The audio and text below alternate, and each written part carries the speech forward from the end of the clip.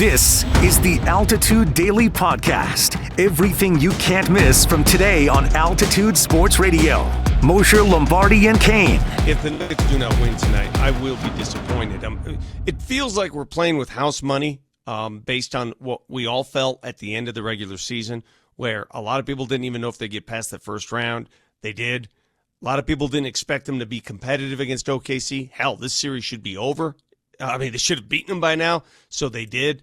But tonight, if you look at the history of the Nuggets and who they are and what they are, when they're doubted, they're at their best. Tonight's a game they should win. And you should feel upset if they don't win tonight. I can't say the same thing about the series. If they don't win the series, I get it. But tonight they should win. I know everything packs in the postseason for all teams. It does. Just packs in, gets tighter. But have you had any recon opportunity here in the last couple of days as you made it home, discussions with people, talks, feelings, thoughts, moods, anything of that nature? Or is it just going in, hey, man, whatever happens, happens? Recon about what? Thoughts, moods, feelings. Well, I'm going to tell you what the thoughts were. Positivity, confidence around this team. Let me tell you what the thoughts were in the locker room there. After the game. So everybody always assumes, in fact, my brother said, oh, man, it just seems like the fans care more than the players. And I'm going to tell you, when the players, I'm sitting next to the locker room as the players are walking in, right, for postgame the other night. I don't recall, and it's been a long time, I'm trying to remember the last time I saw so many angry Nuggets players. And I'm not going to tell you who said it, but there's a lot of cursing.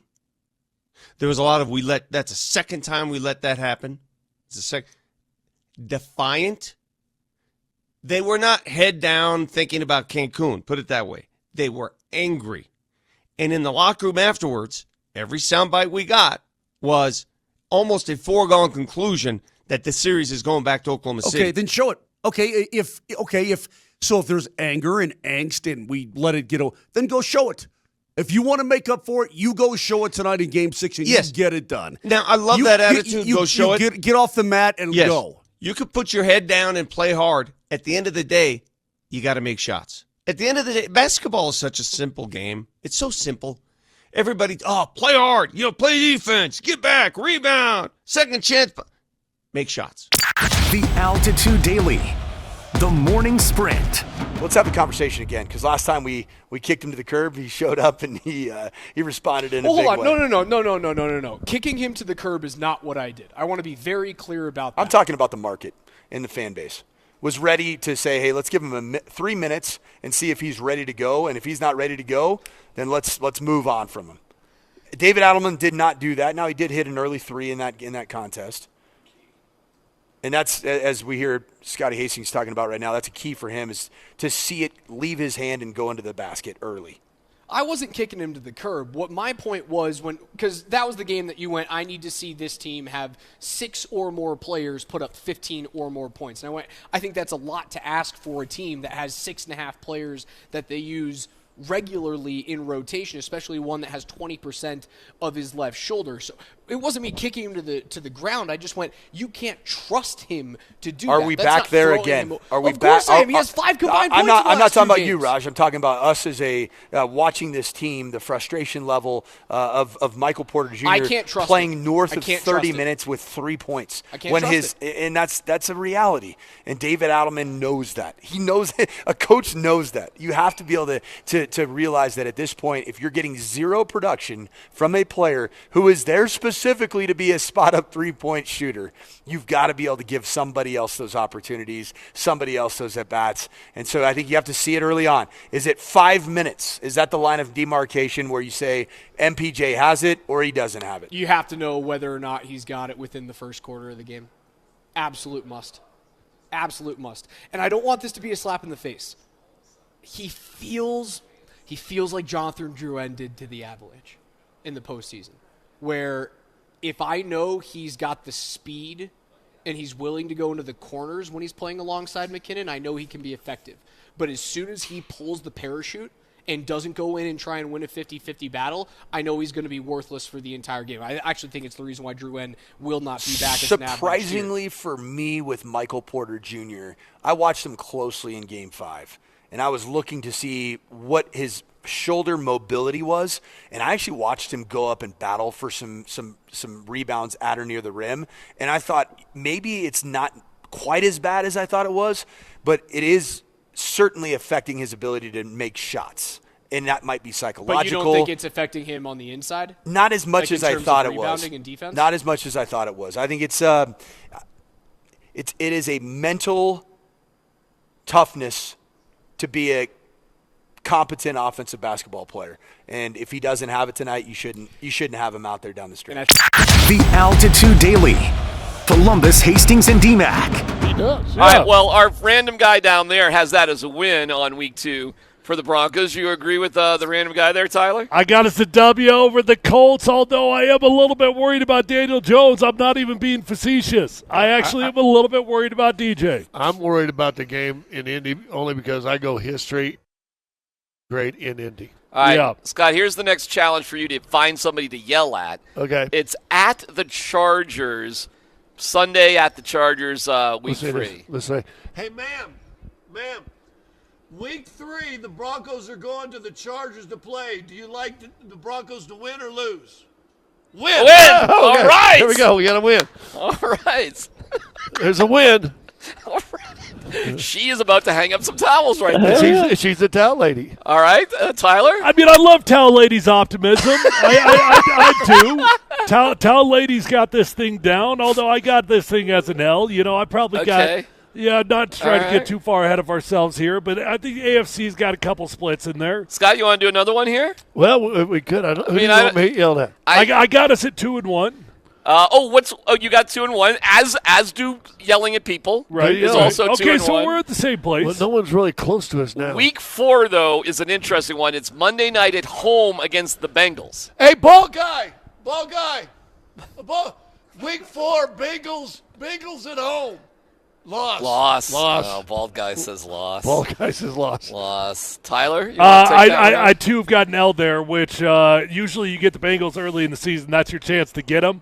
Hopefully Trey Hendrickson is not playing football, and that might change my opinion. Change it, yeah. But I think that Cincinnati should be healthy this year, Oh, so wow. probably an L. He is really about to go live on ESPN right there. I told you. Game 5. Who we got 5? I got a guy. If you Go ahead. Sorry. Game 5 is at Philadelphia. Hey, Garrett, can the Broncos beat Philadelphia in Philadelphia? Week 5. Yeah, can they win? Yes or no? No, that's a loss. Oh, Yeah. man.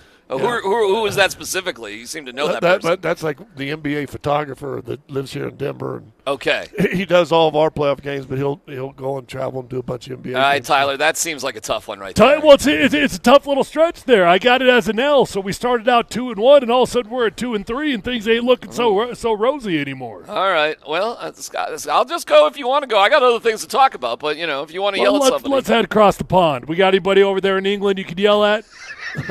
Hey, Mr. K, is he here? He's probably in town though. Well, this is tricky because you run out of people to yell at a little bit here. I asked that guy. Maybe you do a yell now. Me? Yeah, get the guy over there to the right. I'm a little shy. That guy over there? Yeah. All right, hold on. Just say, hey, sir. Excuse me, sir. Hanging up the towel. Hey, in England, Broncos or Jets? Who's going to win? Broncos. Broncos. Broncos. There we go. There we go. The Altitude Daily.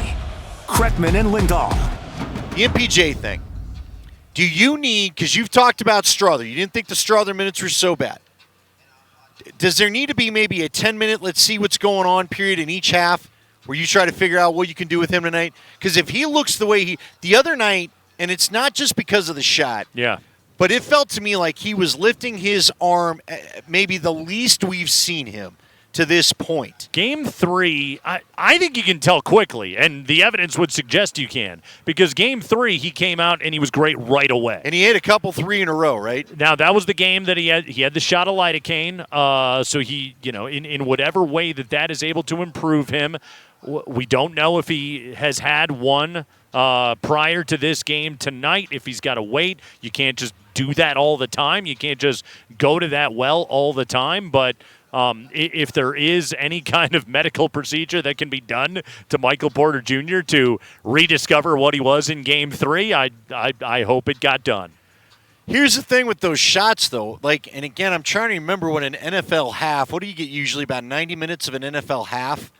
So maybe we go, guys have told me those shots tend to wear off at halftime. Now, again, a basketball game is not quite as long as, an NFL game is. It's about what we call it, 2 hours or so. So maybe he could get a little bit further. But what's even a problem with that shot is, even if he takes the beginning of the game, there's a good chance it wears off before he's through the game, and then I don't know what kind of pain you're dealing with when that hits. Yeah.